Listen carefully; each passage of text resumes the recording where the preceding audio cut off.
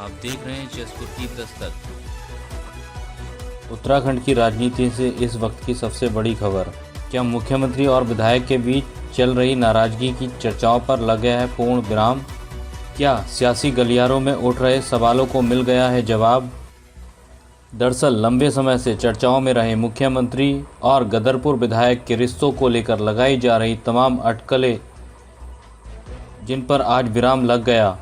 मुख्यमंत्री पुष्कर सिंह धामी हेलीकॉप्टर से गुलरवोज पहुंचे और वहां सीधे विधायक अरविंद पांडे के आवास पर पहुंच गए।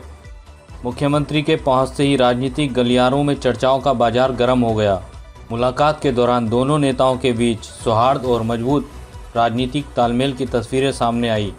मुख्यमंत्री के स्वागत के लिए कार्यकर्ताओं और समर्थकों की भारी भीड़ उमड़ पड़ी। हर कोई इस मुलाकात को भाजपा की एकजुटता और संगठन की मजबूती के संदेश के तौर पर देख रहा है।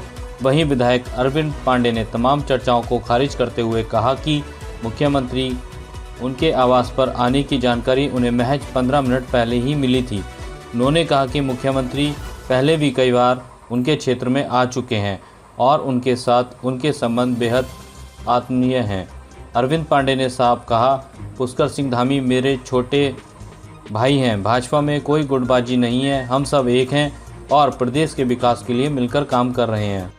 अब इस मुलाकात के बाद राजनीतिक हलकों में यह संदेश साफ माना जा रहा है कि भाजपा नेतृत्व में एक बार फिर संगठन की एकजुटता का मजबूत संदेश देने की कोशिश की जा रही है।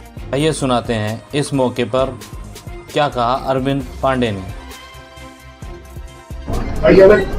मुझे बिल्कुल 15 मिनट पहले मुझे पता लगा है कि मुख्यमंत्री जी हमारे आवास पे एक निजी कार्यक्रम के तहत आ रहे हैं।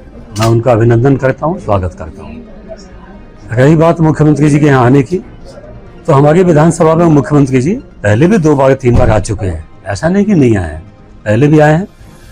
डेवलपमेंट की बात है तो आप डेवलपमेंट के क्षेत्र की बात करना चाह रहे हैं। आप डेवलपमेंट ऐसा मुद्दा है जो जीवन में कभी भी खत्म नहीं होता, ये हमेशा चलता रहता है। लेकिन इस 5 साल में भी जो भी प्रस्ताव हमारे माध्यम से शासन को गया है, 100% प्रस्तावों की स्वीकृति मिली है और सभी जगह गांव में काम भी चल रहे हैं, लगातार निरंतर काम चल रहे हैं। इसलिए इस विधानसभा को काम से अछूता बिल्कुल नहीं हुआ है। ये काल्पनिक बात है। आज मुख्यमंत्री जी हमारे यहाँ आ गए हैं, वो मेरे छोटे भाई हैं और हमारे घर में भी आना जाना कोई उनके लिए कोई नई बात नहीं है। जब हम लोग उस समय के उस कालखंड के हम लोगों के संबंध हैं कि जब MP MLA की डेफिनेशन क्या होती है हम लोग नहीं जानते थे, उस समय का हम लोगों के संबंध है।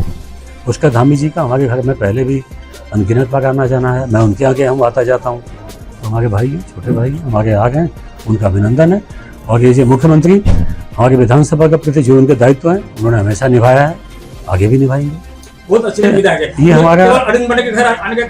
ये हमारा सौभाग्य है कि हम लोग BJP के कार्यकर्ता हैं, भाजपा के कार्यकर्ता हैं, संघ के स्वयंसेवक हैं। हमारी पार्टी में एक बूथ अध्यक्ष के यहाँ भी हमारे प्रधानमंत्री पहुँच जाते हैं। तो मैं तो विधायक हूँ, हमारे CM साहब हमारे यहाँ आ गए हैं। ये हमारी पार्टी की रीति नीति है, पार्टी के संविधान है। सभी छोटे छोटे कार्यकर्ताओं के हमारे बड़े बड़े पदाधिकारी पहुँचते हैं। उसी कड़ी में हमारे मुख्यमंत्री जी हैं, हमारे सांसद हैं, हमारे राज्यसभा सांसद हैं, सब लोग सभी कार्यकर्ताओं के निरंतर ही आते जाते हैं। उसी कड़ी में आज CM साहब हमारे यहाँ आ गए, उनका अभिनंदन है। देखिए, भारतीय जनता पार्टी कभी चुनाव के लिए स्पेशल अलग से कोई काम नहीं करती है। भारतीय जनता पार्टी को जिस मुद्दों पे जनादेश मिलता है उस जनादेश का पालन भारतीय जनता पार्टी करती है। हमारी सरकार जनादेश का 100% पालन करती है।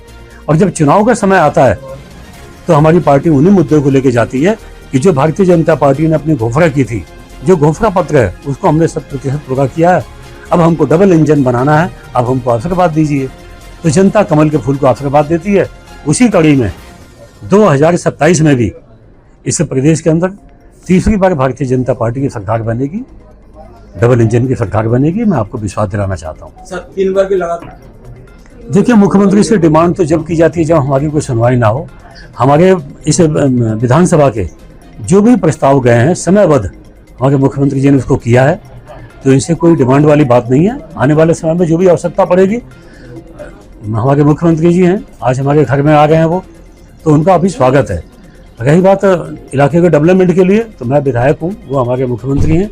हम अपने प्रस्ताव को लेकर उनसे मिलने जाएंगे, उनसे समय लेके हम उनके ऑफिस में जाएंगे, सचिवालय जाएंगे, मैं काम कराएंगे। यथाशीघ्र हमारी कोशिश होगी कि जो सड़क प्रस्तावित है स्वीकृत हो गई, टेंडर भी हो गया है, उसका पैसा जारी होते ही कोशिश हमारी होगी कि हम बहुत जल्दी मुख्यमंत्री जी को बुला के हम उस सड़क का शिलान्यास भी कराएंगे। और जो डैम के अंदर 9 गांव हमारे हैं, उन गांव वालों को भी जो वर्षों से 100 साल से भी ज़्यादा उनको आवागमन की दिक्कत है, उनकी सड़क का भी हमने अभी कुछ दिन पहले आपने देखा होगा कि मैंने वन विभाग के DFO, SDO, रेंजर और सिंचाई विभाग के एक्सीएन, AE, JE सबको बुला के हमने एक दोनों विभागों की संयुक्त बैठक की है, ताकि डैम के अंदर जो निवास करने वाले लोग हैं उनके सड़क की समस्या का समाधान कराऊं। अगर जो राजनीति हमने करनी हो तो जितना पैसा उन गाँव में के 10 करोड़ रुपए से ज़्यादा का लगेगा, हम 10 करोड़ रुपए में चाहते तो 20-30 गाँव खुश कर लेते, लेकिन हमको राजनीति करनी नहीं आती है। जो ज़रूरतमंद लोग हैं, जिनके पास समस्या ज़्यादा हैं, उनकी समस्याओं का समाधान हमारी प्राथमिकता है। तो हम कोशिश करेंगे फर्स्ट फेज में, हमारे मुख्यमंत्री जी से हम आग्रह करेंगे कि जो सड़क उन्होंने स्वीकृत की है डैम के नीचे, उसका शिलान्यास, और जो एक बहुत बड़ा ऐतिहासिक निर्णय होगा कि डैम के अंदर निवास करने वाले लोगों को स्थायी सड़क देना, एक ही सपना है, उस सपने को